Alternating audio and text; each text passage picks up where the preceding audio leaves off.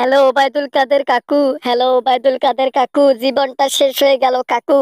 আমরা কি করব এখন? জেলের মধ্যে বন্দি হয়ে গেলাম। এতদিন বাইরে ছিলাম, আজকে গ্রেফতার করে ফেলছে কাকু। সোনা পাখি, এই সোনা পাখি, এই তুমি টেনশন করিও না, বুঝছো?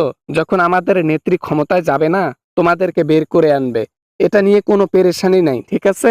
তোমরা শান্তিতে শুধু জেলখানায় থাকো, দিন কয়টা কাটাও। আরে ওবায়দুল কাকু, আরে জেলের মধ্যে নাই আসতে না আসতে একেবারে আওয়ামী লীগের নেতারা আমার উপর ঘুমরে খেয়ে পড়েছে। একে জেলের বাইরেও যেমন শান্তি চাইতো, এখনো শান্তি চাচ্ছে। এখন কি করব কাকু? সমস্যা কোথায়? তুমি তো আগেও এরকম ছিলা। জেলের মধ্যে না হয় তাদের সাথে একটু এনজয় করলা, ওটা কোনো ব্যাপার হলো? তোমার কাছে এগুলা কোনো ব্যাপার না। নিজেও শান্তি, আর তোমার নেতা খেতাও শান্তি। বোঝো না কেন? কাকু, কাকু সবই বুঝি কাকু, কিন্তু অপশন নাই কাকু। আমার মনটা খুবই খারাপ। জেলের মধ্যে আসতে না আসতে রিমান্ড মঞ্জুর হয়ে গেছে, রিমান্ডে নেওয়া শুরু হয়ে গেছে, পিছন দিয়ে ডিম দেওয়া শুরু হয়ে গেছে কাকু। কি করব কাকু? ফাইটা যায়, বুকটা ফাইটা যায়, কলিজা ছিঁড়া যায়, ও কলিজা ছিঁড়া যায়। বন্ধু যখন লইয়া গেছে আমার বন্ধুর পিছনে, বাঁশ দিছে বড় বড় রে।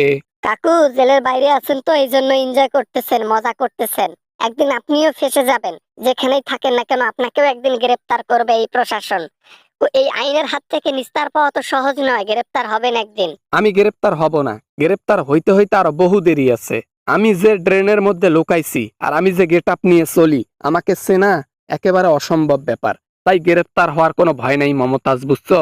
আমরা যারা টাকার লোভে পড়িয়া ক্ষমতা নিয়েছিলাম, আমরা যারা এই যে ক্ষমতার জোরে এতদিন আওয়ামী লীগ টিকে ছিল, তাদের ভরসায় যারা চোর ছিল, যারা বাটপার ছিল, একদিন তারাও ধরা খাবে আমাদের মতো। এই মমতাজ, এই ক্ষমতা নেবার সময় মনে ছিল না যে যখন আওয়ামী লীগ থাকবে না তখন আমাদেরকে গ্রেপ্তার করা হবে? হ্যাঁ, এখন আবার বড় বড় কথা কেন বলতেছো? হ্যাঁ, আর যাই করো আর তাই করো, আওয়ামী লীগের দুর্নীতির বিষয়ে কোনো কিছু প্রকাশ করবা না, বলে দিলাম।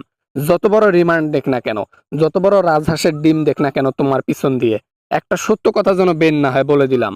আরে স্যার, সত্য কথা কেমনে বের হবে স্যার? আমার পিছনে তো অলরেডি বড় বড় ডিম দিচ্ছে স্যার, কেমনে বের হবে? কথা বলার সুযোগ নেই, তার উপর আবার বড় বড় ডিম, তার উপর আবার নেতা গেতাদের একেবারে জ্বলাটা সহ্য হয় না, ভাল লাগে না। জেলের বাইরে সবার বিছানা গরম করে বেড়ানো আজকে তুমি, জেলের মধ্যে নেতা খেতা পাইছো। তাদেরও তো ইচ্ছে করে আগের মতো জেলের বাইরে যা করছে তা জেলের মধ্যে করবে। অনেকদিন হলো তো, এই জন্য ওরকম করে। তাই বলে আমি জেলের মধ্যে আসতে না আসতে আমার কাছে এগুলা চাওয়া শুরু করছে? হ্যাঁ, এগুলা কি সম্ভব? হ্যাঁ, এই দুইটা কনস্টেবল দাঁড়ায় থাকে সব সময়, তাদের সামনে কেমনে আমি দেব? হ্যাঁ, হ্যাঁ, একটা ব্যাপার স্যাপার আছে না স্যার? আওয়ামী লীগের নেতা গেতা গুলো বউয়ের সঙ্গ অনেক দিন থেকে পায় না, এই জন্য হুট করে তুমি গেছো তো, এজন্য তোমাকে কাকড়ার মতো ধরে ফেলেছে। সমস্যা নেই, যা চায় তুমি দিয়ে দাও। যখন হাসিনা ক্ষমতায় যাবে তোমাকে বের করবে।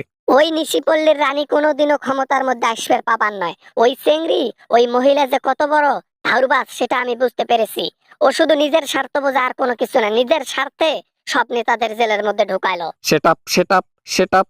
এই নেত্রীর বিষয়ে একটা আজে বাজে কথা বলবা না। নেত্রী আমাদের ভগবান, নেত্রী আমাদের মা, নেত্রী আমাদের সবকিছু। আর তুমি নেত্রীর বিষয় এরকম আজে বাজে কমেন্ট করো, মন্তব্য করো? হ্যাঁ, ওই বালের নেত্রীর দরকার নাই। যে বালের নেত্রী আমাদেরকে বাংলাদেশে রেখে নিজে গিয়ে মানুষের বিছানা গরম করে বাচ্চা কাচ্চা নিয়েছে মোদির কাছে, ওই নেত্রীর দরকার নাই।